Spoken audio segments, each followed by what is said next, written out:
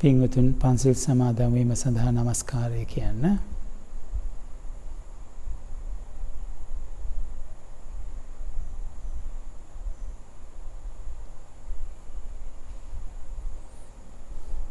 බුද්ධං සරණං ගච්ඡාමි. ධම්මං සරණං ගච්ඡාමි. සංඝං සරණං ගච්ඡාමි. ဒုတိယံ පි බුද්ධං සරණං ගච්ඡාමි.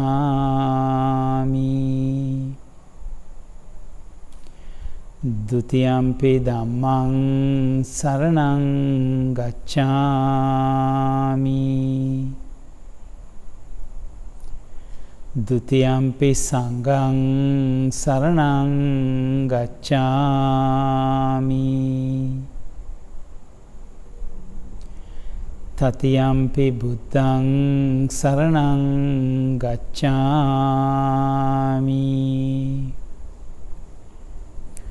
တတိယံ පි ධම්මං සරණං ගච්ඡාමි.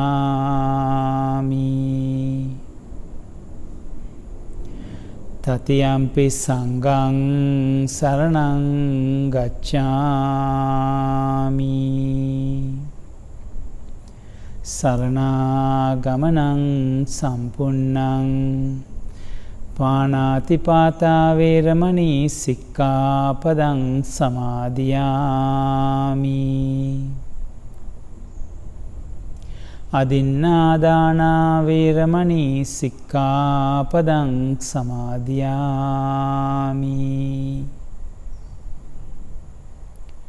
කාමේසු මිච්ඡාචාරා වේරමණී සික්ඛාපදං සමාදියාමි.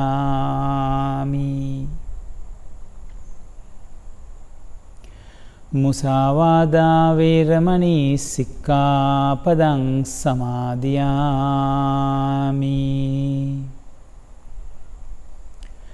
සුරාමේරය මජ්ජපමා දට්ඨානා වේරමණී සික්ඛාපදං සමාදියාමි.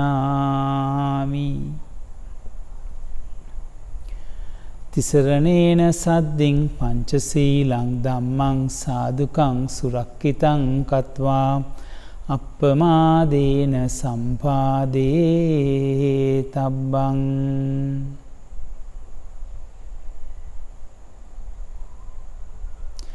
සමන්ත චක්කවාලේසු අත්‍රා ගච්ඡන්තු දේවතා සද්දම්මං මුනි රාජස්ස සුනන්තු සංඝ මොක්ඛදං ධම්මස්සවන කාලෝ අයං බදන්තා.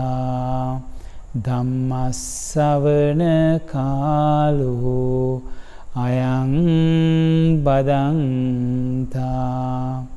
ධම්මස්සවන කාලෝ අයං බදන්තා.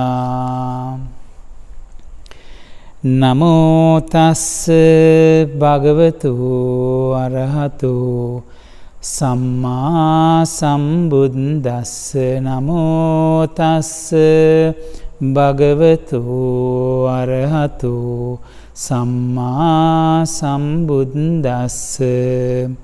නමෝ තස්ස භගවතු අරහතු සම්මා සම්බුද්දස්ස. තණ්හාමාන දිට්ඨි අනුපහතා කරුණාපාය කෝසල් පරිග්ගහිතෝ ධම්මානං සාමඤ්ඤ විශේෂ ලක්ඛනාව බෝධෝ පඤ්ඤා පාරමිතා. සද්ධාවන්ත කාරුණික පින්වතුනි, අද මේ දේශනා කරන්න යෙදෙන්නේ වෙසක් පෝය සඳහා කඳුරට ගුවන් විදුලි සේවය මගින් ප්‍රචාරය කරන්න යෙදෙන මේ දස පාරමිතා සම්බන්ධයෙන් කරන 4 වෙනි දේශනාව එනම් ප්‍රඥා පාරමිතාව සම්බන්ධයෙන් තමයි අපි අද විමසා බලන්න උත්සාහ කරන්නේ. පින්වතුනි, අපි දන්නවා මේ පාරමිතා කිව්වම දස පාරමිතා තමයි අපිට සඳහන් වෙන්නේ. දානං සීලංච නෙක්ඛම්ම පඤ්ඤා වීරියන පංචමා කාන්ති සච්ඡා මදිඨානම් මෙත්තුප්පෙක්ඛාති මේ දස. මේ තමයි පාරමිතා 10. මේ 10 අපිට එනවා මේ ආපදාන පාළියේ ඉතා දිග විස්තරයක් එක්ක මේ කොහොමද මේ සුමේද තාපසයා දීපංකර පාදමූලයේදී නියත විවරණ අරගෙන පළවෙනි නියත විවරණය නැත්නම් අබිනිහාරයෙන් පසුව කොහොමද මේක ප්‍රත්‍යාවේක්ෂ කරේ කියලා මේ ආපදාන පාළිය අටුවාවේ දීර්ඝ විස්තරයක් සහිතව මේ ගැන සඳහන් වෙනවා. පින්වතුනි, අපි ඒ අවධිය ගැන හිතුවොත් එතනට ගියොත් ආයේ මේ සුමේද තාපසයා කියන්නේ පංච අභිඥා සහිත අෂ්ට සමාපatti සහිත ඉර්ධියෙන් ඕනම දෙයක් කළ හැකි අහසින් ගමන් කරන මේ තවුසෙක් තමයි මේ අපගේ තථාගතයන් වහන්සේ බෝසතාණන් වහන්සේ ඒ දවසේ මේ අභිනහාරේ එවත් නැත්තම් පළවෙනි නියත විවරණය ලබා ගත්තේ දීපංකර බුදුරජාණන් වහන්සේගෙන්. උන්වහන්සේ දැන් මේ නියත විවරණය ලැබුවට පස්සේ මානසිකාරය කල්පනා කරනවා මොනවද මම මේ බුදු වෙන්න මට නියත විවරණ දැන් ලැබුණා. මේකට අප්‍රමාණ කාලයක් මේ තත්ත්වයට එන්න මම අප්‍රමාණව උත්සාහ කරා. අප්‍රමාණ දුක් විඳ සංසාරේ සොළොස් අසංකේයයක්. ඉතා දීර්ඝ කාලයක් අප්‍රමාණ දුක් විඳලා තමයි මේ නියත විවරණය ලබා ගත්තේ. දැන් මෙතනින් එහාට මම මොනවද මේ සඳහා කළ යුත්තේ කියන සිතුවිල්ල උන්වහන්සේගේ සිතේ පහළ වුණා. එතෙන්දී උන්වහන්සේ දාණය කියන්නේ මේ 80 කෝටියක් ධනය අතහැරලා ඇවිල්ලා තමයි මේ තවුස් ප්‍රෝජාවෙන් මහාන වුණේ මේ සුමේද තාපසයා. ඒ ගැන අවබෝධයක් තිබුණා උන්වහන්සේට. සීලය ගැනත් අවබෝධයක් තිබුණා. සිල් රැකලා මේ සීලයම පාදක කරගෙන තමයි මේ පංච නීවරණ යටපත් කරමින් අෂ්ට සමාපatti පංච අවිඥාලාභී ඍෂිවරයෙක් බවට පත් වෙන්නේ. නෛෂ්කර්මය ගැනත් උන්වහන්සේට අමුතුවෙන් කියලා දෙන්න යමක් තිබුණේ නැහැ. උන්වහන්සේ නෛෂ්කර්මය කරලා තමයි මේ ප්‍රවෘජාවෙන් තවුස් ප්‍රවෘජාවෙන් පැවිදි වෙලා තියෙන්නේ. ඉතින් එතනින් එහාට හිතාගෙන යනකොට උන්වහන්සේට මේ ප්‍රඥාව කියන එක ඉතා වැදගත් කාරණාවක් කියලා වැටහෙනවා. මොකද ප්‍රඥාව නැතුව ප්‍රඥා රහිතව කරන කිසිම ක්‍රියාවලියක ප්‍රතිඵලයක් ගන්න බෑ කියන එක උන්වහන්සේට ප්‍රත්‍යක්ෂ වුණා. ඒ වගේම තමයි දිගින් දිගටම සිතාගෙන යනකොට ප්‍රඥාව, වීරිය, ඊට පස්සේ ඉවසීම, එවත් ශාන්තිය, සත්‍ය, අදිෂ්ඨානය, මෛත්‍රිය, උපේක්ෂාවාදී මේ කරුණු 10 ගැනම උන්වහන්සේ මානසිකාරය කරලා මේ දැන අවබෝධයක් ලබා ගන්නවා. එතනින් ඔබටත් ගිහිලා උන්වහන්සේ හිතනවා මේ සාමාන්‍ය මූලිකව මේ බාහිර වස්තුන් විතරක් දීලා බාහිර වස්තුන් එක්ක මේ කරන ගනුදෙනුවට වඩා ඔබට ගිය යමක් මට බුද්ධත්වයේ සඳහා කළ යුතුයි නේද කියලා හිතනකොට තමයි උන්වහන්සේට වැටෙන්නේ මේ පාරමිතාවේ ප්‍රභේද 3 ගැන. මේ දාණය ගැන හිතුවොත් දාන පාරමිතාවත්, ඉන්පසුව දාන උපපාරමිතාවත්, ඒ කියන්නේ තමන්ගේ අතපය ඇසිස් මස්ලේ දන් දීලා කරන පාරමිතාව. එතනින් එහාට ගියාම තමන්ගේ ජීවිතේ පවා දන් දීලා, අපි දන්නවා සස ජාතකයේ වගේ කතා තියෙනවා, ජාතක කතා තියෙනවා. ඒ වගේ අප්‍රමාණව මේ ශරීරය තමන්ගේ ජීවිතේ දන් දීලා තමයි මේ බුද්ධත්වයට පත් වෙන්න ඕනේ කියලා උන්වහන්සේට පැහැදිලි වෙනවා. ඉතින් උන්වහන්සේ ඒ වෙලාවේදී ඒ සුමේද තාපසයා කාලෙදී මේ බණපද 4ක් අහලා නිවන් දකින්න පුළුවන් තත්වයක තමයි හිටියේ. ඉතින් පින්වතුනි බලන්න මේ සංසාරේ සාරාංශකේ කල්පලක්ෂයක් අති දීර්ඝ කාලයක් මේ සසර දුකට වැටෙන්න තරම් අපි වෙනුවෙන් උන්වහන්සේට මහා කරුණාවක් එදත් තිබිලා තියෙනවා. ඒ මහා කරුණාවට අපි දක්වන ගරුත්වයේ සැලකිල්ල ඇතිද කියලා අපි කවුරුත් හිතලා බලන්න ඕනේ. මොකද මේ දහම තාම විවෘතයි. සෝවාන් වෙන්න, සකුදාගාමී වෙන්න, අනාගාමී වෙන්න, අරහත් වෙන්න මේ මාර්ග සහ මාර්ග ඵලයන් ලබන්න අප්‍රමාණ අවකාශ තියෙනවා තාමත් මේ ශාසනය තුළ. අපි යහුසුළු වෙලා මේ මාර්ගඵල ලබන්න උත්සාහ කරන්නේ නැත්තම්, උත්සාහයෙන් අපි මේකට වීරයෙන් යුතුව ප්‍රඥාවෙන් යුතුව ක්‍රියා කරන්නේ නැත්තම් තථාගතයන් වහන්සේට අගෞරව කිරීමක් හැටියට තමයි අපිට පෙන්වලා දෙන්න තියෙන්නේ. ඉතින් මේ වගේ අප්‍රමාණ දුක්ඛන්දරාවක් කරට අරගෙන, ඊටා ප්‍රබල වගකීමක් හිතට අරගෙන තථාගතයන් වහන්සේ එදා මේ බෝධිපාක්ෂික ධර්ම පුරන්න මේ සසර මගට බැස්සා. අපගේ දුක් නොවීම සඳහා, අපි සඳහා පිහිටවීම තමයි උන්වහන්සේගේ ප්‍රධාන අරමුණ උනේ, මහා කරුණාවෙන්. දැන් මේ ගාථාවෙත් මම අද මාතෘකා කරගත ගාථාවෙත් තියෙනවා මේ තණ්හා මාන දිට්ඨි. තණ්හා මාන දිට්ඨි අනුපහත. මොකද්ද පින්වතුනි මේ තණ්හා මාන දිට්ඨි අනුපහත කියන එකේ තේරුම? ඕනම ක්‍රියාව දැන් අපි දැනගත්ත දාන සීල, දාන සීලය, නෛෂ්කර්මය, ප්‍රඥා, වීර්ය ආදී මේ දස පෙරුම් දම් තියෙනවා විවිධාකාරයෙන් පුරන්න පුළුවන්. දැන් අපිට දානයක් දුන්නත් වේදනාවෙන් තරහෙන් ඉන්න කෙනෙකුට තමන්ගේ ජීවිතය හානි කරගන්න යමක් දුන්නොත් ඒක දාන කොට්ටාශයට වැටෙන්නේ නැහැ. ඒක ප්‍රඥාවෙන් පෝෂණය වෙලා නැහැ. ඒක දෘෂ්ටීන්ගෙන් නැත්තම් මානෙන්, තෘෂ්ණාවෙන් මේක කිල්ටි වෙලා තියෙන්නේ. ඉතින් ඒ වගේ මේ හැම පාරමිතාවකදීම මේ තණ්හා මාන දිට්ඨි වලින් කිල්ටි නොවෙච්ච කුසල කර්මයක් බවට පත් කරගන්න ඕනේ. මේ ප්‍රඥාව ඇතුළත සියලුම පාරමිතාවන් මේ පාරමිතා ගණයට වැටෙන්න. පාරමිතාවක් කියන්නේ ඇත්තටම මේ පාරමිතා කියන්නේ මේ සසර දුකෙන් ගොඩ වෙන්න කරගන්න පෙරුම්දම් සම්භාරය තමයි මේ පාරමිතා කියලා කියන්නේ. එහෙමනම් මේක කිලිට නොවෙච්ච, ඊටාම පිරිසිදු වෙච්ච කුසල කර්ම රාශියකින් සැදිච්ච දෙයක් විය යුතුයි මේ පාරමිතා ගොන්න අපි පාරමිතා පුරන්න තියෙන ප්‍රමාණය. මානය කියන්නේ, තණ්හාව කියන්නේ මොකද්ද පින්වතුනි? තණ්හාව කියන්නේ ඇත්තටම අපි දන්නවා දැන් දානයක් දුන්නත් සමහර විට අපේ දන්නේම නැතුව අපේ මේ සසරේ පුරුද්ද හින්දා මේ තෘෂ්ණාවෙන් මේක කිලිටි වෙනවා. හේතුව අපි කොයි වෙලාවෙත් අපිට මේ එදිනදා ජීවිතේ පුරුදු වෙලා තියෙන්නේ යමක් දීලා යමක් ගන්න. මේක සාමාන්‍ය ලෝක ස්වභාවය. මේක තමයි කල්ප කෝටි අසංඛ්‍ය කෝටි ගාණක් තිස්සේ අප්‍රමාණ මේ දීර්ඝ සංසාරේ පුරුදු කරලා තියෙන්නේ අපි මේ ක්‍රියාවලිය. ඉතින් මෙහෙම යමක් බලාපොරොත්තුවෙන් තෘෂ්ණාවෙන් යමක් දෙනවා නම්, ඒ කියන්නේ ආපහු හිඟන්නේකට රුපියල් 10ක් දෙලයි හිඟන්න ස්තුතියි කියලා හරි කියනවා බලාපොරොත්තු වෙනවා නම් පින්වතුනි, ඒ බලාපොරොත්තුවම තෘෂ්ණාවෙන් දූෂණය වෙලා තියෙන්නේ මේ පින්කම. මේ කුසලයේ කියන කොටසට මේක වැටුණත් පාරමිතා කියන කොටසට මේක අයත් වෙන්නේ නැහැ. අයත් වුණත් ඊටාම දුර්වල ලෙස තමයි මේක අයත් වෙන්නේ. මේක ප්‍රබල කුසල කර්මයක් බාටපත් වෙන්නේ නැහැ. ඉතින් මේ තෘෂ්ණාව තමයි අපිට ඉස්සල්ලාම මැඩ ගන්න තියෙන ප්‍රධානම අවශ්‍යම දේ.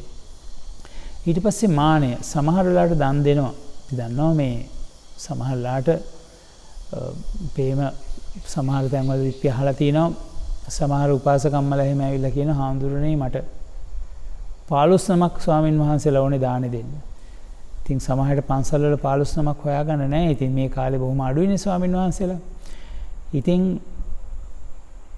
නායක හාමුදුරුවෝ කිව්වම උපාසකම්මේ අපි ඉන්නේ 10 දෙනයි 15 නමක් හොයන්න ඉතින් පන්සල් වලට යන්න වෙනවා. ඇයි මේ 15ක්ම කියලා? නෑ හාමුදුරනේ අල්ලපු ගෙදර කට්ටිය 12 දෙනෙකුට දානයක් දුන්නා. අපිට ඉතින් 15කට දෙන්න උවමනාවක් තියෙනවා.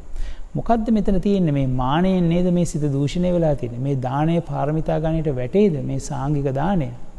සාංගික දානය කියන්නේ අප්‍රමාණ කුසල් තියෙන, කුසල් වැඩෙන තථාගතයන් වහන්සේ දේශනා කළ කප්පේ සත සහස්සානේ සංඝේ දින්නන්න නැස්සේ සංඝයාට දෙන දාණය කල්ප සත සහස්‍රයක විපාක දීලා අවසන් වෙන්නේ නැහැ කියලා. ඉතින් මෙච්චර විශාල කුසලයක් කරගන්න එක මේ මානෙන්, තෘෂ්ණාවෙන් පෝෂණය වුණොත්, නැත්නම් මේ දිට්ඨියකින්, දෘෂ්ටියකින් කිලිටි වුණොත්, ඒකෙන් තියෙන ඒ අප්‍රමාණ කුසලය බොහෝම දුර්වල කුසලයක් බවට පත් වෙනවා. ඉතින් ඒ වගේ පින්වතුනි මේ ප්‍රඥාව දැන් ඔතෙන්දී ඕක කිලිටි වෙන්න එක හේතුවක් තමයි මේ ප්‍රඥාවේ තියෙන දුර්වලකම් පින්වතුනි. ප්‍රඥාව කියන්නේ මේ ධර්මතාවයන්, ලෝක ධර්මතාවයන් ගැන තියෙන හරි අවබෝධය නැතිකම. මේ අවබෝධය නැතිකමම තමයි මේ හේතු වෙන්නේ මේ ක්ලේශයන් ඇවිස්සෙන්න. එතනින් දැන් තණ්හා මාන දිට්ඨි අනුපහත කරුණාපාය කෝසල මේ කරුණාවෙන් සහ කෞශල්‍ය සම්පත්තියෙන් යුතුව තමයි මේ ප්‍රඥා පාරමිතාවත් මේ අනිත් සියලුම පාරමිතාවත් පුරන්න ඕනේ. මේක පොදු කාරණාවක් මේ පාරමිතා 10ටම. තණ්හාව මානය දෘෂ්ටිය කිල්ට නොවේ.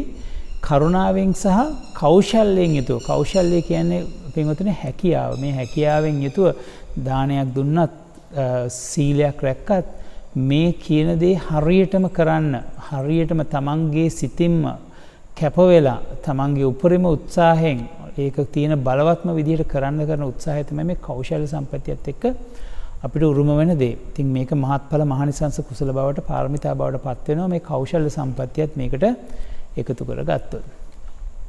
ඒ වගේම මේ පාරමිතාවේ තියෙනවා තව කොටසක් සාමාන්‍ය සහ විශේෂ ලක්ෂණ ගැන තියෙන අවබෝධය.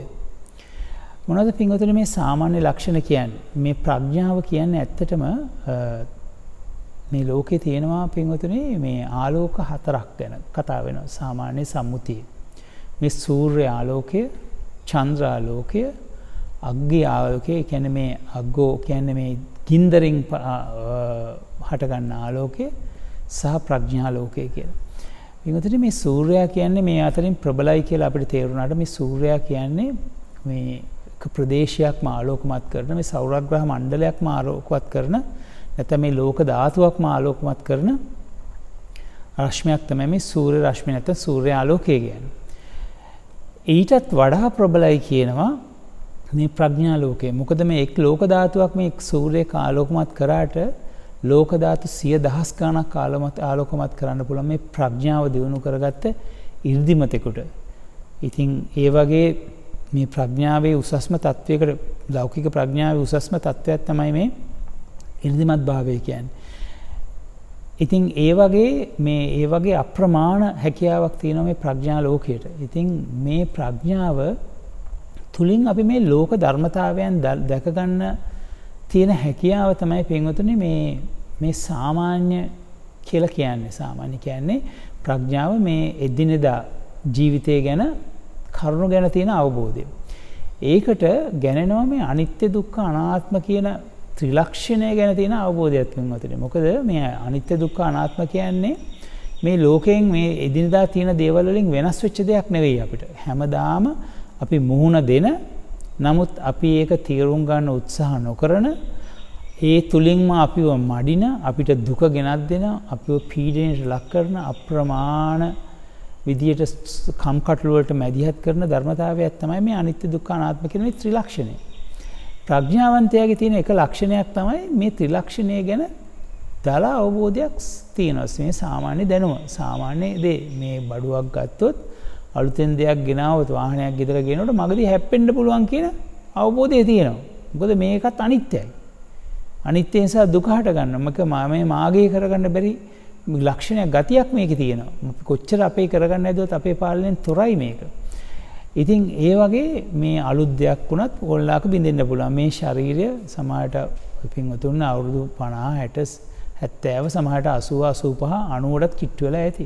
ඉතින් මේ ශරීර කාලයක් තිස්සේ පැතිරෙන මේ තරුණ දරුවන්ගේ වුණත් එහෙම උපන්දා ඉඳන් මේක විවිධාකාර විදිහට වෙනස් වෙමින් අනිත්‍ය බවට පත් වෙමින් මේක පැවැත්මක් තියෙන්නේ. ඉතින් මේ පැවැත්ම පුංචි කාලෙදී සාමාන්‍ය තරුණ වයසට වෙනකන් සමහරට කේස් සීදෙනකන් වගේ කාලේ වෙනකන් අපි බොහෝම සන්තෝෂයෙන් ගන්නවා මේක මේ වර්ධනය වෙනවා වැඩෙනවා පුතා උස ගියා දුව ලස්සන වෙලා එහෙම කියලා මේක මේ අනිත්‍යයම අපි ආසාවෙන් කැමැත්තෙන් ගන්න කොටසක් තියෙනවා.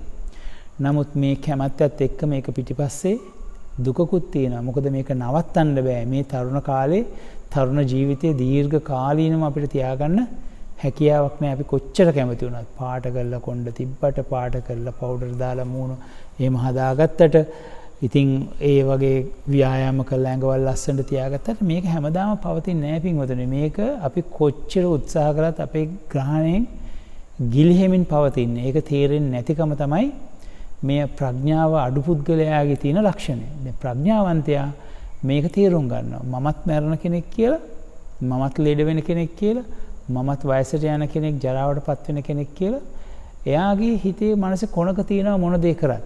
ඒ තමයි මේ සාමාන්‍ය දැනුම සාමාන්‍ය ප්‍රඥාව. විශේෂ ලක්ෂණ කියන්නේ පින්වතුනි මෙතෙන්දී මේ ප්‍රඥාවන්තයා මේ පාරමිතා පුරනකොට මේ මහා බෝසත්වරු හෝ තුන්තරා බෝධියකින් ඕනම ආකාරයේ බෝධියක් ප්‍රාර්ථනා කරන මේ කවුරුත් මේ බණහන සියලු දෙනාගේම සිත තුළ තියෙන්න ඕනේ මෙන්න මේ ලක්ෂණය. මේ සාමාන්‍ය ඥානයත් සමගම අපි ළඟ තියෙන්න ඕනේ මේ විදර්ශනාමය ඥානයත් යම්කිසි අවබෝධයක් අපේ සිත තුළ තියෙන්න ඕනේ. මොකද මේ විදර්ශනා ඥානය කියන්නේ මේ සාමාන්‍ය අනිත්‍ය දුක්ඛ අනාත්ම වල තියෙන ලක්ෂණයට අමතරව ගැඹුරින් මේවා දකින නුවණ.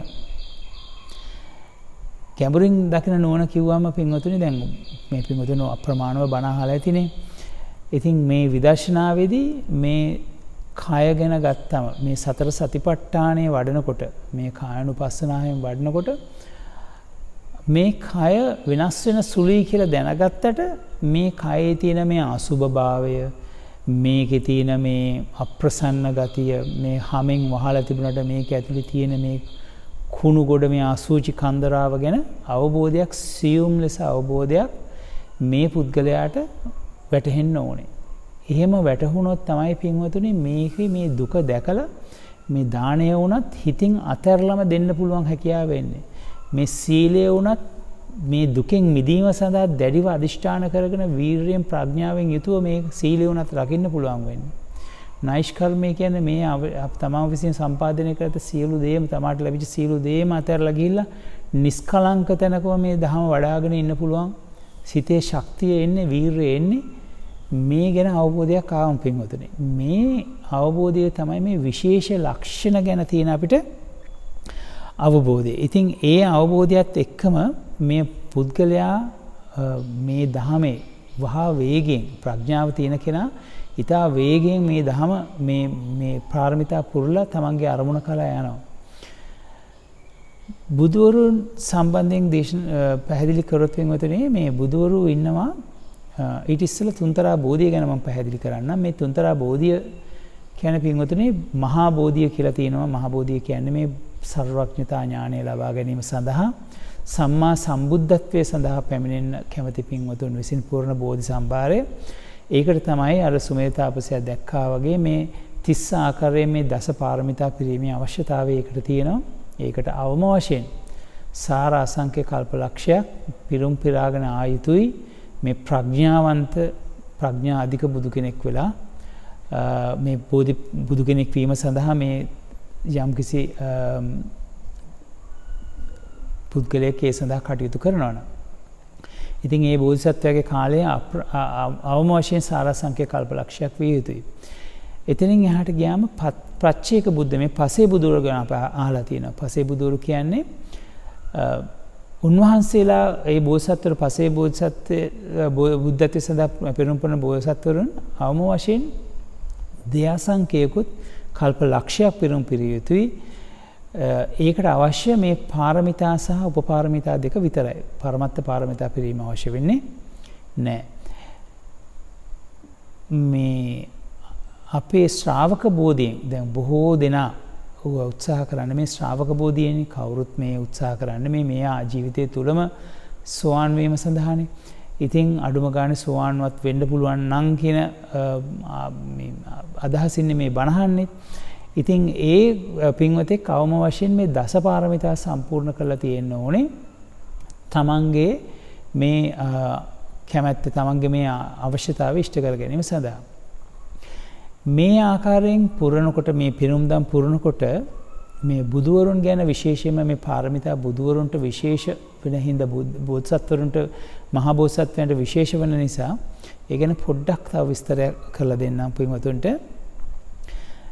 මහා බෝසත්වරු තුන් ආකාරයකින් ඉන්නවා. මේ පුද්ගල චරිතය අනුව මේ මට බුදු වෙන්න ඕනේ කියලා තමන්ගේ හිතේ මුල් හැඟීම ඇති වෙච්ච දවසේ ඉඳන් ඒ වෙනකොට තිබිච්ච පෞරුෂය සහ මේ චරිත ලක්ෂණ අනුව මේ බෝධිසත්වයා යන පෙරම් පුරන කාලය සහ පෙරම් පුරන ආකාරය වෙනස් වෙනවා. අපේ තියෙනවා චරිත වර්ග තුනක් සාමාන්‍ය ප්‍රධාන චරිත තුනක්. එකක් වීර්ය අධිකයි. Tamanට හැකියාව නැති වුණත් මේ මොහොතේ හැකියාව නැති වුණත් බොහෝම වීරයෙන් යුතුව තමන්ගේ දේවල් තමන්ගේ අවශ්‍ය අරමුණු කරා යන්න තමන්ට අවශ්‍ය දේ ඉෂ්ට කර ගැනීම සඳහා බොහොම වීරයෙන් වැඩ කරන කොට්ටාශයක් දැනටත් අපිට ඕනත් සමාජ දිහා බැලුවම හොයාගන්න පුළුවන්. මේ පුද්ගලයන්ට ඇත්තටම සහජයෙන් මේ උපන් ලොකු විශාල ප්‍රඥාවක් නැහැ. ශිල්ප ශාස්ත්‍ර දැනුමක් නැහැ. නමුත් අපිට වටපිට බැලුවොත් තේරෙනවා මේ හරියට සමාජ සම්මත විදියට උගත්යි නොකියන සල්ලි තියෙන පවුල් වලින් ආපු නැති මහා වත්කම් නැති පුද්ගලයෝ බොහෝම උත්සාහයෙන් දියුණුවට පත් වෙලා තියෙන මේ වීර්ය අධික චරිත. මේ චරිතයක් තියෙන යම්කිසි පුද්ගලයෙක් මේ මට බුදු වෙන්න ඕනේ කියලා අදිෂ්ඨාන කරගත්තොත් ඒ උන්වහන්සේට 16 අසංඛ්‍යකුත් කල්ප ලක්ෂයක් පෙරම්දම් පුරන්න වෙනවා තමන්ගේ අරමුණ ඉෂ්ට කර ගැනීම සඳහා. මතු බුදු වෙන මෛත්‍රී බෝසතන් වහන්සේ ඒ වගේ වීර්ය අධික මහා බෝසත්වරයෙක්. උන්වහන්සේ වීර්ය අධික කම නිසාම 16 අසංඛ්‍ය කල්ප ලක්ෂයක් පෙරම් පුරලා මතුවට තව මේ මහා කල්පයේ අවසානය වෙනකොට ඊළඟ අන්තක් කල්පයේදී බුද්ධත්වයට පත් වෙනවා. ඊට පස්සේ ඉන්නවා තවත් චරිත කොට්ටාශයක් මේ සද්ධාව අධිකයි. උන්වහන්සේලාගේ සද්ධාව අධිකයි. අපි දන්නවා අපි ඔය උපාසක මහත්වරු ඉන්නවා සමහරවල් සිල් ගන්න උපාසිකාවෝ ඉන්නවා අප්‍රමාණ සද්ධාව තියෙනවා. ඒ සද්ධාවම පාදක කරගෙන ඒගොල්ලන්ගේ ප්‍රඥාවත් මද වශයෙන් තියෙනවා. නමුත් වීර්යය සමහරවිට දුර්වල වෙන්න පුළුවන්. මේ සද්ධාව පාදක කරගෙන ප්‍රඥාවේ තියෙන මධ්‍යම ප්‍රමාණයෙන් හින්දා මේගොල්ලෝ මෙහෙම සද්ධා අධික චරිත 8 අසංඛ්‍යයකුත් කල්පලක්ෂයකින් මේ පෙරුම්දම් පුරල සමාගේ බෝධි සම්භාරය සම්පූර්ණ කරගන්නවා කරගෙන බුද්ධත්වයට පත් වෙනවා. ඉතින් එහෙමත් බුදුරු අප්‍රමාණව ඉන්නවා. වීර්ය අධික බුදුරුත් සෑහෙන ප්‍රමාණයක් අපිට මේ පෞගේ කාලේ පහළ වෙච්ච බුදුරු ගැන විස්තර හොයනකොට අපිට දැනගන්න පුළුවන්. ඊළඟ කොට්ටාශය තමයි මේ ප්‍රඥාවෙන් අධික කොටස. මේ ප්‍රඥා අධික චරිත ඉන්නවා. සියුම් දේවල් පවා ඊතා ශරණයකින් අවබෝධ කරගන්න පුළුවන්. තමන්ගේ ඇහැට කනට නාසයට දිවට ශරීරයට දැනෙනවට වඩා විනිවිද ගොස් දේවල් තේරුම් ගන්න පුළුවන් හැකියාව තියෙන පුද්ගලයෝ අපිට අප්‍රමාණව හම්බ වෙනවා. ඒ අයට තමයි මේ ප්‍රඥාධික චරිත කියන්නේ. අපේ ගෞතම බෝසත්ව මේ සුමේද තාපසයා ඒ වගේ කෙනෙක්. උන්වහන්සේට බෝධිසපාක්ෂික ධර්ම පුරන්න ඕනේ සාරාංශිකුත් කල්පලක්ෂයක් විතරයි. මේ වීර්යාධික බුදු කෙනෙක් පුරණ පාරමිතා සම්භාරයෙන් 4න් 1කට ආසන්න ප්‍රමාණයක් විතරයි මේ ප්‍රඥාධික බුදුරුන්ට පාරමිතා පුරන්න වෙන්නේ. මොකද මේ ප්‍රඥාවම මූලික කරගෙන උන්වහන්සේලා අධික වේගයෙන් මේ පාරමිතා ධර්ම පුරාගෙන ඉදිරියට ගමන් කරනවා. ඒ වගේ චරිතයක් ඇත්තටම මේ මහා අපේ ගෞතම බෝසතාණන් වහන්සේගේ වගේ චරිතයක් මේ මෑත කාලෙදී මෑත පහළ වෙච්ච බුදුරුන්ගෙන් අපිට ගොඩක් හොයාගන්න අමාරුයි. ඉතින් මේ ප්‍රඥාධික බුදු කෙනෙක් පහළ වෙන්නේ ඊටාම කලාතුරකින්. මේ ප්‍රඥාධික බුදු කෙනෙක්ගේ ශාසනයේ තියෙන විශේෂත්වයක් තමයි උන්වහන්සේලා පහළ වෙන්නේ බොහෝම සැප පහසුකම් අඩු මේ සමාජයේත් ව්‍යවුල් තියෙන කාලවල තමයි බුද්ධත්වයට පත් වෙන්නේ. මොකද හේතුව උන්වහන්සේලා පාරමිතා ධර්ම පුරන කාලය අඩුකම. ඉතින් මෛත්‍රී බෝසත්යන් වහන්සේ පහළ වෙන කාලේ අපි දන්නවා මේ හංසවතී රාජධානිය පහළ වෙලා අප්‍රමාණව ශාස්ත්‍රීය කාලයක් වඩපත් වෙනවා. දෙවිවරුත් ප්‍රාර්ථනා කරනවා දිව්‍ය ලෝකෙට වඩා මෙහි හොඳයි කියලා මේ මනුෂ්‍ය ලෝකේ උප්පත්තිය ලැබලා මනුෂ්‍ය ලෝකේ ජීවත් වෙන්න පුළුවන් නම් හොඳයි කියලා හිතනවා. ඒ වගේ කාලයක තමයි මේ මෛත්‍රී බෝසතාණන් වහන්සේ බුද්ධත්වයට පත් වෙන්නේ. මේ පාරමිතා ධර්ම පුරනකොට මේ ප්‍රඥාවේ දැන් තියෙන විශේෂත්වය පින්වතුන්ට මම හිතන්නේ වැටහෙනවා.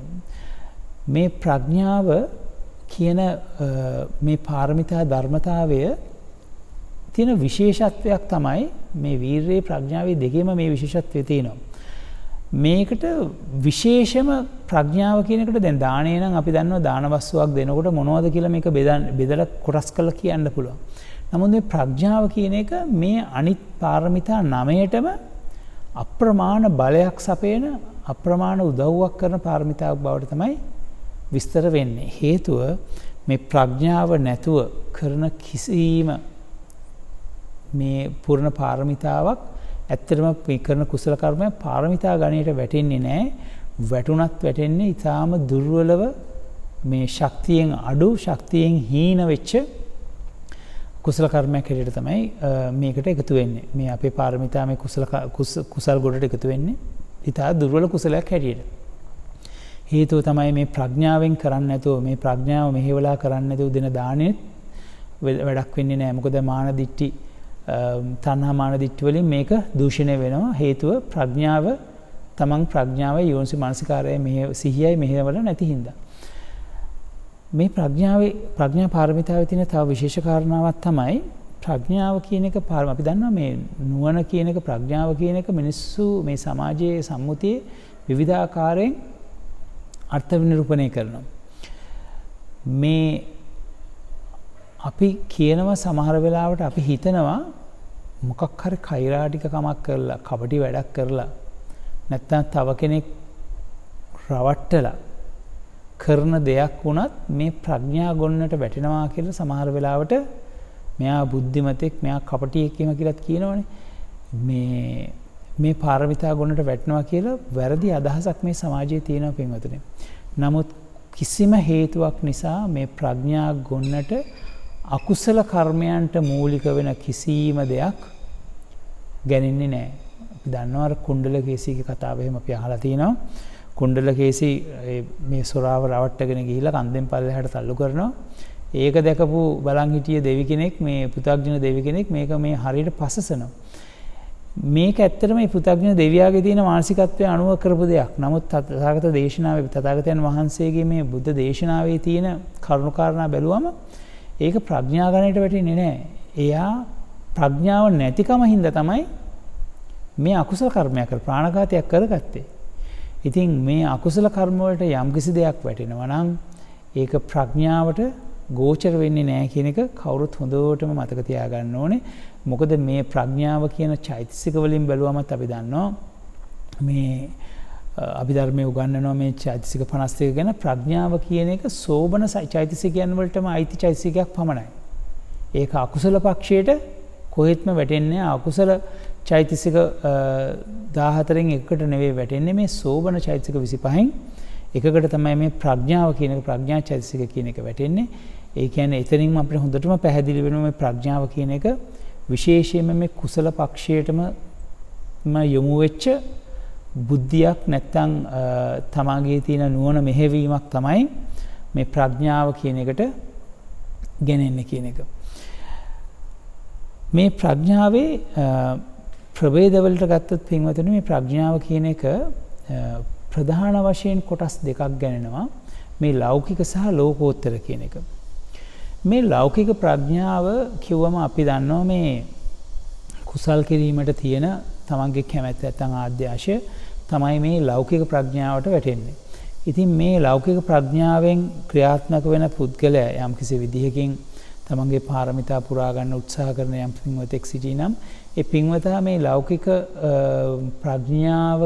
ප්‍රඥාවෙන් සිත යොමු කරලා තමන්ගේ කටයුතු කරන විදිහ හරියට දැනගන්න ඕනේ. මොකද මේ ගාථාවේ මූලික වෙච්ච ගාථාවේ තියෙන විදිහට මේ තණ්හා මාන දිට්ඨින් වලින් වෙන් වෙලා කරගන්න පුළුවන් කුසල කර්මය තමයි මේ ප්‍රඥාවට වැටෙන්නේ කියන අවබෝධයෙන් මේ පාරමිතා වලට වැටෙන්නේ කියන අවබෝධයෙන් යුතුව කටයුතු කිරීම ඉතා වැදගත් වෙනවා. මේ ලෞකික ප්‍රඥාව කියන පින්වතුනේ අපි දානයක් දුන්නත් අපි ඉස්සෙල්ලා කතා කරා වගේම දානයක් දුන්නත් සීලයක් රැක්කත් සත්‍ය කතා කරත් ප්‍රඥාවෙන් කරන්න ඕනේ. ඉතින් මේ හැම දෙයක්ම උපේක්ෂා වුණත් ඒ වගේ මේ හැම දෙයක්ම ප්‍රඥාවෙන් කරලා තමන්ගේ මේ ගමන දියුණුවට පත් කරගන්න එක තමයි මේ ලෞකික ප්‍රඥාවේ තියෙන විශේෂ දේ. මේකෙන් ටිකක් දුරට යනකොට ඔබට යනකොට මේ ප්‍රඥාව මෝරනකොට මේ පුද්ගලයාට මේ රූපාවචර අරූපාවචර ධ්‍යාන වඩා ගන්න, මේ අභිඥා ලබා ගන්න, මේ ලෞකික ජීවිතය තුළ ලබා ගන්න පුළුවන් උපරිම තත්වයට මේ සමාධිය දියුණු කරලා ලබා ගන්න පුළුවන් ශක්තියෙන් ප්‍රඥාවන් දියුණු කරන මේ ප්‍රඥා ඇස දියුණු කරගන්න හැකියාව තියෙනවා. මොකද මේ රූපාවචර අරූපාවචර ධ්‍යාන සහ මේ පංච අභිඥා කියන අෂ්ට සමාපatti සහ පංච අභිඥා මේ ලෞකික ප්‍රඥාවට වැටෙන කොට්ටාශයට වැටෙන කුසල කර්මයක්. මොකද අපි දන්නවා මේ රූපාවචර ධානයකින් ඉන්න කෙනෙක්, හරි අරූපාවචර ධානයකින් ඉන්න කෙනෙක් ඒ ධානයේ පිරි නොහි පිරෙන්නේ නැතුව මරණයටපත් වුණොත් ඒ අදාළ බ්‍රහ්ම ලෝකයේ උපත්ති ලැබලා අප්‍රමාණ කල්ප ගාණක් ඒ බ්‍රහ්ම සැප විඳිනවා. මේ ධානයේ තියෙන විශේෂත්වය ඒකයි. නමුත් අපි ලෞකික ප්‍රඥාවට ගියොත් ලෞකික ප්‍රඥාව කියන්නේ මේ ධාන වලින් නැවතින්නේ නැතුව විදර්ශනාව වඩලා මේ සෝවාන් මාර්ගයට පිවිසිලා සෝවාන් ඵලය ලැබලා මේ අට්ඨ පුද්ගලයා මේ පුරුෂයෝ 8 දෙනා මාර්ග ඵල 4යි මාර්ග 4යි ඵල 4යි හැටියට මේ 8 පුද්ගලයන්ගේ කියන්නේ සෝවාන් මාර්ග එයයි සකුදාගාමි මාර්ගයේ සකුදාගාමි ඵලයයි අනාගාමි මාර්ගයේ අනාගාමි ඵලයයි අරහත් මාර්ගයේ අරහත් ඵලයයි කියන මේ 8 වැදෑරුම් පුද්ගලයන්ගේ ගණයට වැටීම තමයි මේ ලෝකයෙන් ඈතර වීම හැවත් මේ ලෝකෝත්තර ප්‍රඥාව කියලා කියන්නේ. ඉතින් එහාට ගියාම මේ ප්‍රඥාව විවිධාකාරයෙන් පින්වතුනි මේ ධහම තුල විග්‍රහ කර දෙන තථාගතයන් වහන්සේ විවිධාකාර තැන්වලදී විවිධාකාර චරිතවලට විවිධාකාර පුද්ගලයන්ට මේ ප්‍රඥාව විවිධාකාර විදිහට පැහැදිලි කරලා දීලා තියෙනවා. එක් අවස්ථාවකදී මේ චින්තාමය ප්‍රඥාව, සුතමය ප්‍රඥාව සහ භාවනාමය ප්‍රඥාව ලෙස මේක තෙවදෑරුම් කළා වෙන් කරලා දීලා තියෙනවා. මේ චින්තාමය ප්‍රඥාව කියන්නේ පින්වතුනි යම්කිසි පුද්ගලයෙකුගේ උප්පත්තියෙන්ම තියෙනවා මේ සහජ හැකියාවන් අපි දැකලා තියෙනවා. මේ නව නිර්මාණ කරන අලුතෙන් දේවල් අලුත් විදිහට හිතන්න පුළුවන්. සමහරවිට මේ චිත්‍ර අඳින චිත්‍ර ශිල්පීන් පවා අපි දැකලා තියෙනවා මේ ලස්සන අලුත් විදිහට අලුත් නිර්මාණ කරනවා. මේ කැටයම් කරන අය අලුත් නිර්මාණ සාමාන්‍ය සම්මුතියෙන් ඔබට ගිය අපිට ඇහැට පේන්නේ නැති මේ ඒගොල්ලන්ගේ ප්‍රඥාව සිත දියුණු කරලා සිතෙන් මවාගත්ත ලස්සන පැහැදිලි කියන්නේ මිනිස්යාගේ හිතට සංසිත සංසුන් වෙන ඒ වගේම මේ ප්‍රයෝජනවත් වෙන දේවල් නිර්මාණය කරනවා. ඉතින් මේ ප්‍රඥාව චින්තාමය ප්‍රඥාවට ඈත් වෙන දෙයක්. ඒ වගේම ඒ කියන්නේ මේ චින්තාමය ප්‍රඥාවේ තියෙන විශේෂ දේ තමයි කාගෙමත් ගුරුහරුකම් ගන්නේ නැතුව තමන් විසින්ම තමන්ගේ හිත මෙහෙवला කරන හැකියාව තමයි මේ චින්තාමය ප්‍රඥාවට අයිති වෙන්නේ. ඉතින් ඔබට ගියාම මේ සුතමේ ප්‍රඥාව කියලා තියෙනවා පින්වතුනි. මේ සුතමේ ඥානය නැත්නම් සුතමේ ප්‍රඥාව අපි කාගෙන් හරි අහගෙන මේ අපි අරහත් බෝධියෙන් නම් ලබන්න හිතන් ඉන්නේ අනිවාර්යයෙන්ම අපි තථාගතයන් වහන්සේ නමගේ අනුශාසනාව අනුව ක්‍රියා කරමින් ඒ උන්වහන්සේගේ ධර්මයෙන් ධර්මය දැනගෙන අහලා දැනගෙන ඒ පිළිපැදලා ඒකේ මේ පිළිවෙත් රැකලා තමයි මේ අපේ බෝධි සම්භාරේ පුරාගෙන මේ අරහත් භාවයට පත් වෙන්න ඕනේ. ඉතින් ඒ වගේ මේ සුතමේ ඥානය කියන එක ඉතාම වැදගත් මේ බෞද්ධ පින්වතුන්ට මේ ධර්මයේ බොහෝම ඇහෙන කාලයක් දැන්. මේ සුතමේ ඥානය දියුණු කරගන්න මේ ධර්මයේ තියෙන ගැටලු निराකරණය කරගන්න මේ ධර්මය හොඳින් අවබෝධ කරගන්න මේ ධර්මයේ තියෙන සාරය හොඳට තමන්ගේ හිත තුළට කාවද්ද ගන්න මේ සුතමේ ඥානය අවශ්‍යයි. එතනින් එහාට ගියාම මේක සිතලා තමන්ගේ හිත තුළම මේක කොහොමද මේක ක්‍රියාත්මක වෙන්නේ මේ ධර්මතාවයන් අනිත්‍යයි දුකයි අනාත්මයි කියවට මේවා ඇත්තටම අනිත්‍යද මේවා ඇත්තටම වෙනස් වෙනවද තමන්ගේ සිරුර දිහා බලන්න තමන්ගේ වටපිටාව බලන්න මේක ඇත්තටම අනිත්‍ය වෙනවද මම අවුරුදු 5කට ඉස්සෙල්ලා දැක්ක ගේද මේ දැන් තියෙන්නේ අනිත්‍ය වෙලා නේද ඒකත් අනිත්‍ය වේගය දැනනව නේද පිටිවල ඉරි ඇඳිලා පාට වෙනස් වෙලා පොළවේ සමහර ඉරිතලලා මේකත් අනිත්‍ය වේගනේ යනවා නේද කියන එක මේ තමන්ම හිතලා තමන් මේ ධර්මය ප්‍රායෝගිකව යොදාගෙන අවබෝධ කරගන්න උත්සාහ කරන්න අනිත් අනාත්මතාවයත් ඒ වගේ මම කරගන්න හැදුවා මගේ අයිති කරගන්න හැදුවට මේ දරුව මගේමද මගේ ලේන් වශයෙන් තමයි මේ හැදිලා තියෙන්නේ නමුත් මේ දරුව මං කියන විදිහට හැමදාම ඉන්න ඕනේද මේ අනාත්මතාවය ගැනත් තමාටම උපමා කරගෙන තමාගේ වටපිටාව උපමා කරගෙන අවබෝධ කරගන්න හැකියාව දියුණු කරගන්න ඕනේ මේ සුතමේ ඥානෙ වර්ධනය කරගත්ත පින්වතුන්. එතනින් නවතින්නේ නැතුව මේ සුතමේ ඥානය වර්ධනය කරගත්ත කෙනා භාවනාවේ ඥානයට යා යුතුයි. මොකද මේ අපිට මේ මසසින් දකින S2 අරගෙන දකින දෙයට වඩා S2 පියාගෙන මේ සමාධිමත් හිතට මේ ප්‍රඥා ලෝකයේ පහළ කරගත්ත කෙනාට මේ ලෝකේ දකින්න පුළුවන් ප්‍රමාණය අප්‍රමාණයි. මේ සියුම් ධර්මතාවයන් ඉතා හොඳින් දකින්න පුළුවන්. මේ විදර්ශනාව හිත කලබල වෙච්ච මනස සංසුන් කරගත්තම පින්වතුනි බොහෝ දේවල් අපිට මේ නීවරණ වලින් වැහිලා තියෙන බොහෝ දේවල් අපිට ඉස්මතු වෙලා එනවා. අපේ සිතේ ස්වභාවය ගත්තම පින්වතුනි මේ සිත එදා ඉඳන්ම උපන්දා ඉඳන්ම වගේ පුරුදු කරලා තියෙන්නේ අරමුණෙන් අරමුණ අරගෙන මේ දුවන රටාවකට පුරුදු කරලා තියෙන්නේ. අපි රස්සාවක් කරන්න ගියත් අපිට මේ අරමුණෙන් අරමුණ වැඩ කීපයක් එකපාර වේගවත්ව කරගන්න පුළුවන් නම් අපි දක්ෂයෙක් හැටියට තමයි අපිට අපිව හඳුන්වන්නේ.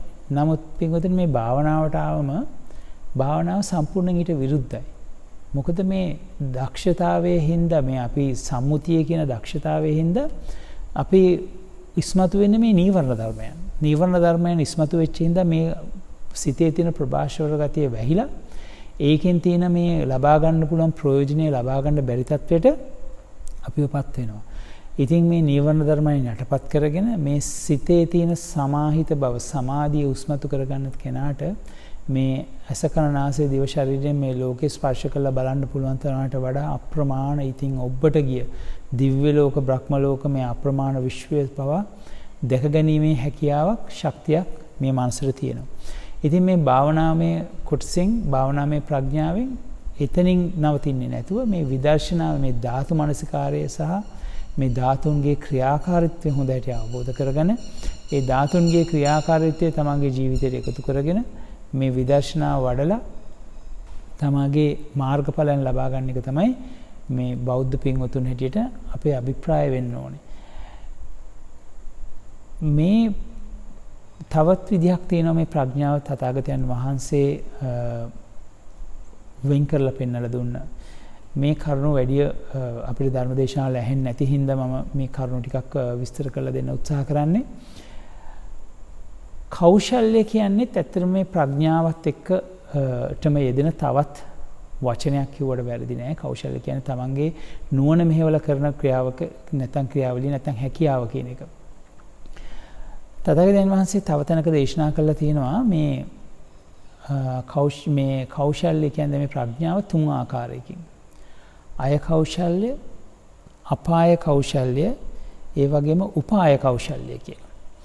අය කෞශල්‍ය කියන අය කියන්නේ ප්‍රවිමතුනේ අය කියන වචනේ තේරුමත් කියන්නේත් මේ දියුණුවට කියන තවත් වචනයක්.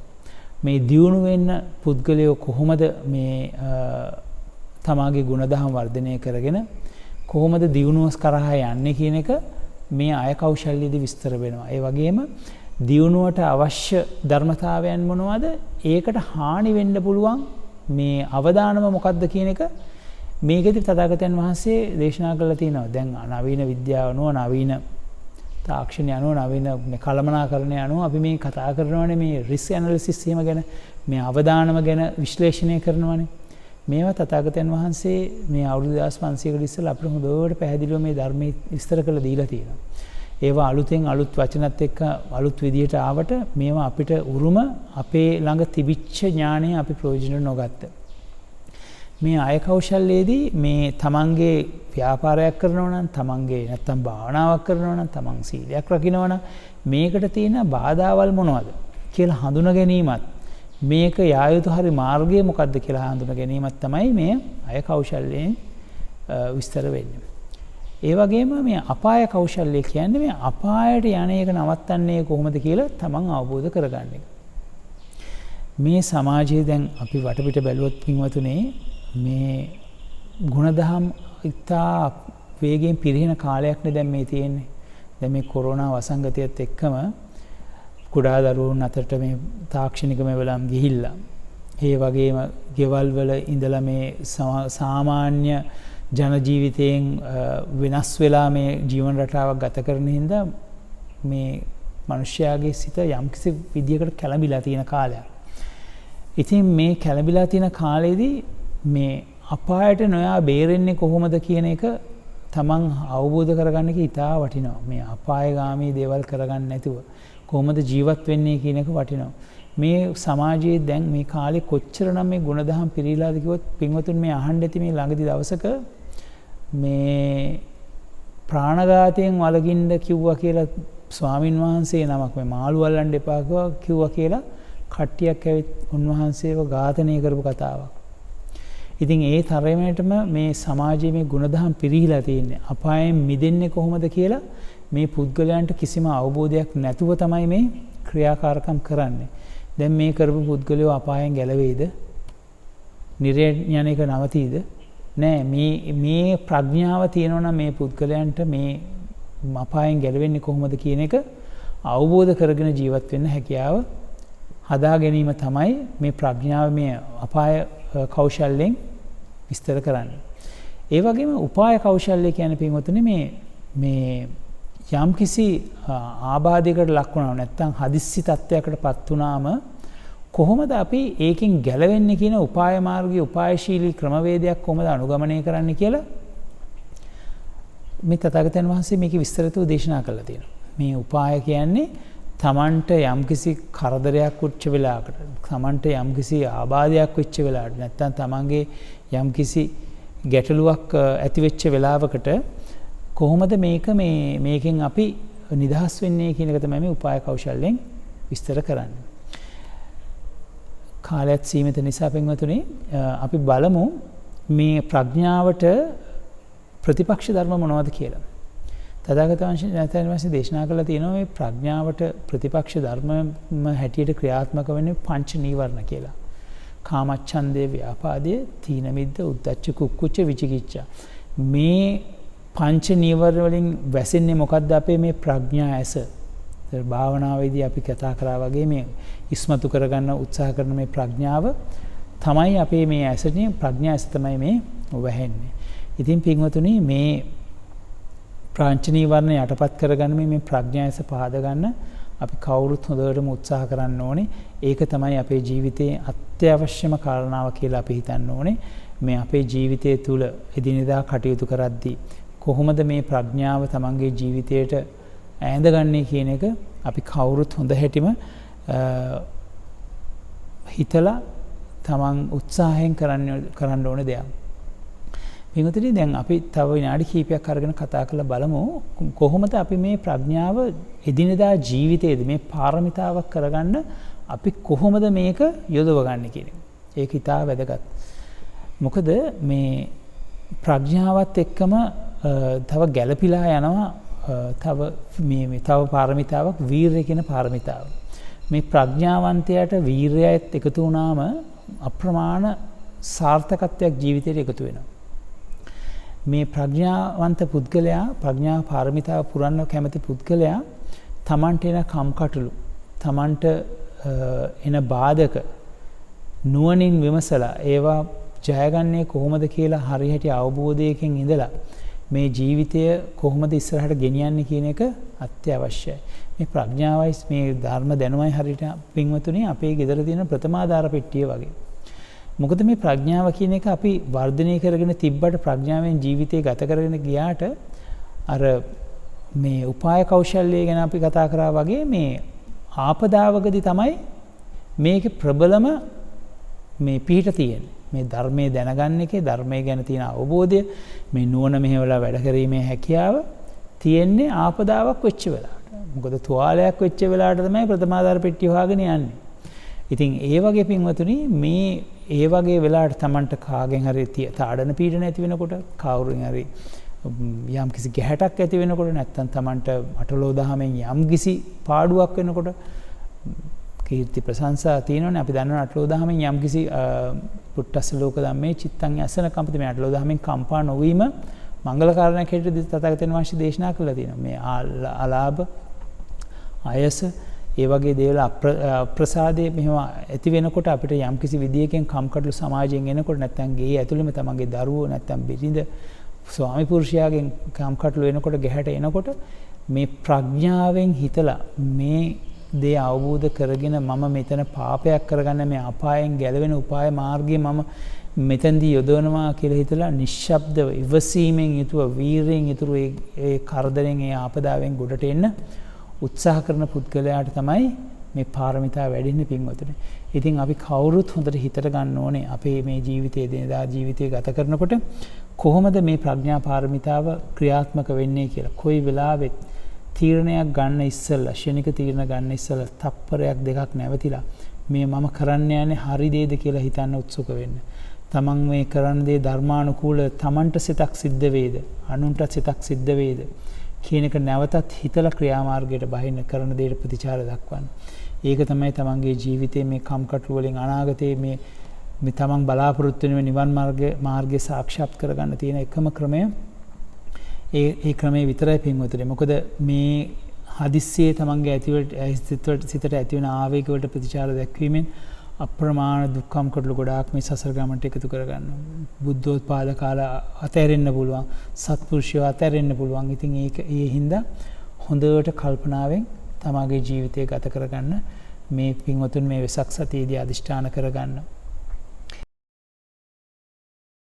අද දවසේදී මෙම ධර්මානුදේශනාවට දායක වුණු සියලුම පින්වතුන්ටත් මේ ධර්මදේශනාව ශ්‍රවණය කරපු මේ ඔබ සැමටත් මේ ධර්මදේශනාව සංවිධානය කරපු මේ කඳුරට සේවයේ සියලුම පින්වතුන්ටත් සිතක් ශාන්තියක් ප්‍රාර්ථනා කරනවා. ඒ වගේම මේ ධර්මදේශනාව ශ්‍රවණය කරපු මේ පින් ගන්න කැමති යම්කිසි සත්වයක් අපගේ නාමයෙන් මේ පරලෝකීය සසර පුරාවට සිටිනවා නම් ඒ සියලුම සත්වයන් මේ පින් අනුමෝදන් කරගනිත්වා. ඔවුන්ගේ භවගාමී ගමන සාර්ථක වෙත්වා. දුකක සිටිනා දුකෙන් අත් මිදෙත්වා. සැපතක සිටිනා සැපේ තව තවත් වර්ධනය වෙත්වා. ඔවුන් සියල්ලෝම ප්‍රාර්ථනා කරන්නා වූ ඒ අමා මහ නිවන පතන්නා බෝධියකින් සාක්ෂාත් කරගන්නට හැකියාව ලැබෙත්වා කියලා සාදුකාරයක් දෙන්න පින්වතුනි.